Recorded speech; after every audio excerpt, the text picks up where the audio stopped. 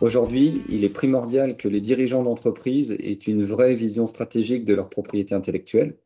Qu'il s'agisse de prestataires, de fournisseurs ou de partenaires de co-développement, il est essentiel de collaborer étroitement avec les différentes équipes et évidemment les plus compétentes pour comprendre et accroître ces parts de marché.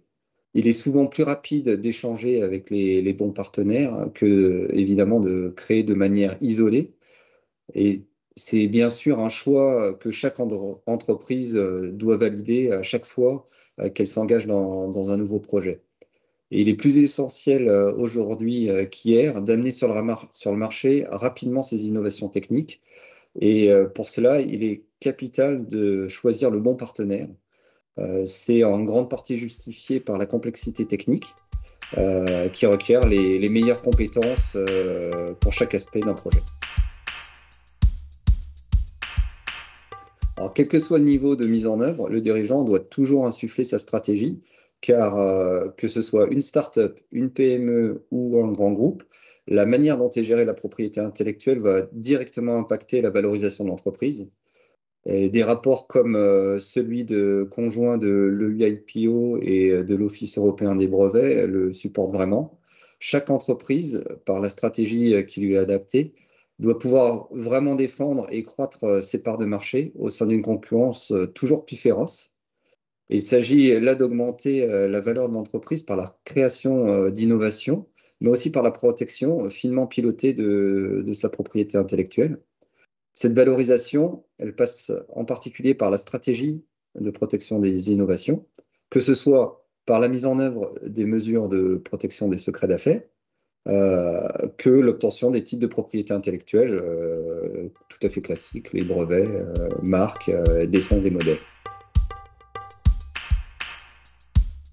Le dirigeant doit savoir que la plupart de ces contrats comprennent des clauses de propriété intellectuelle à divers degrés.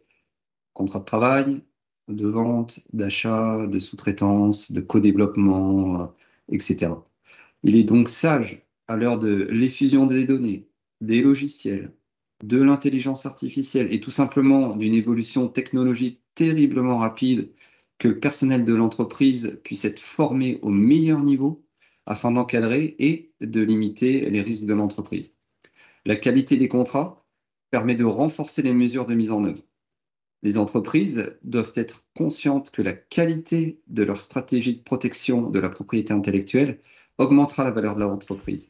C'est un aspect essentiel dans un marché concurrentiel.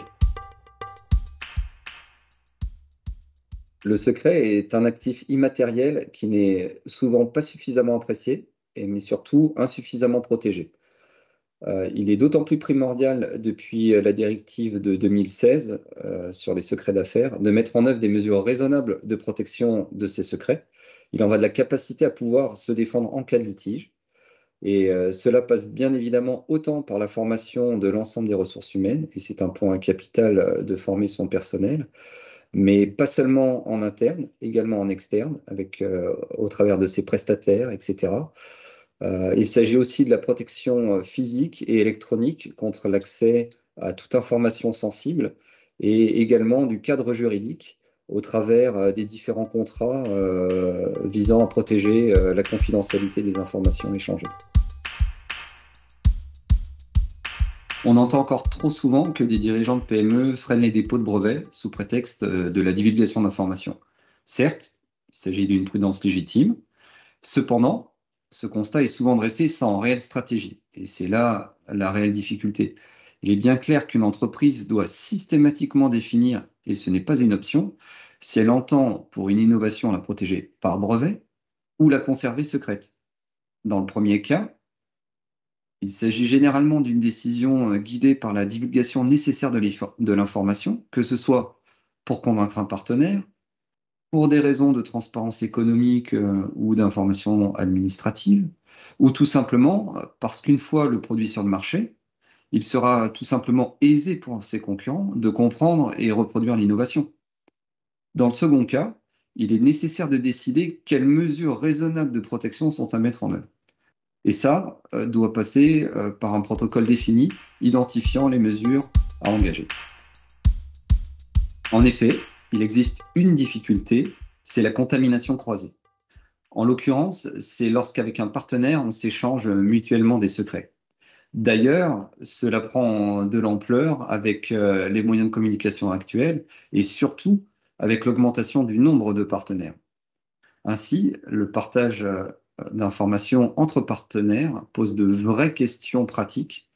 C'est un sujet très sensible pour lequel aucune solution n'est prédéfinie. Les mesures doivent se définir au cas par cas, mais il convient de les anticiper et s'accorder contractuellement pour limiter les risques.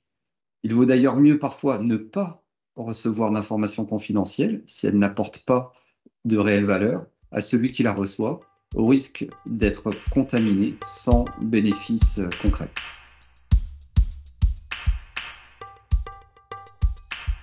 Et il est toujours important que la stratégie de propriété intellectuelle ne soit pas subie. Par exemple, afin de justifier auprès d'actionnaires d'un nombre de dépôts de brevets ou auprès de ses financeurs de l'existence de droits de propriété intellectuelle, le dirigeant doit vraiment piloter cette stratégie dans un but commercial déterminé, qu'il a lui-même déterminé. Il doit développer cette stratégie dans toutes les couches de l'entreprise, tant parce qu'il s'agit de la protection de ses secrets d'affaires que des innovations, et in fine de la place qu'il aura sur le marché et donc de la valorisation de l'entreprise. Et chaque entreprise doit déterminer sa propre stratégie et qui dépend souvent d'une business unit ou d'un produit ou d'un service donné. J'aimerais effectivement rappeler le système de la juridiction unifiée du brevet et du brevet unitaire. C'est tout simplement un nouveau paradigme. Les entreprises doivent non seulement en avoir connaissance, mais les utiliser. En Europe, nous pouvons aujourd'hui obtenir un brevet unitaire couvrant par un seul titre 17 pays de l'Union européenne.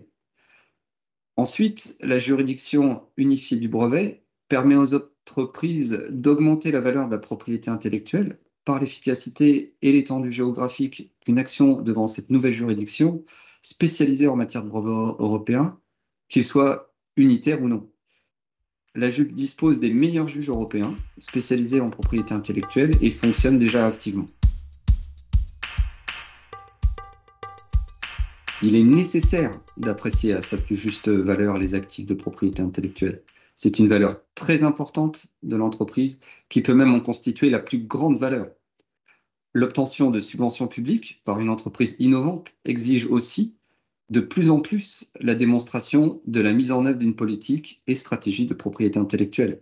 On le voit typiquement dans les demandes EIC Accelerator pour les startups et PME au niveau de l'Union européenne. Il est donc essentiel que ce capital intellectuel soit d'une part bien protégé et d'autre part valorisé. Il est souvent nécessaire de réaliser un audit interne ou externe afin d'appréhender les forces et faiblesses de sa propriété intellectuelle qui impacteront sa valorisation. Et cela devient critique avant toute levée de fonds, fusion, acquisition d'entreprise ou branche d'activité. Aujourd'hui, on ne peut pas parler de propriété intellectuelle sans penser au partenariat.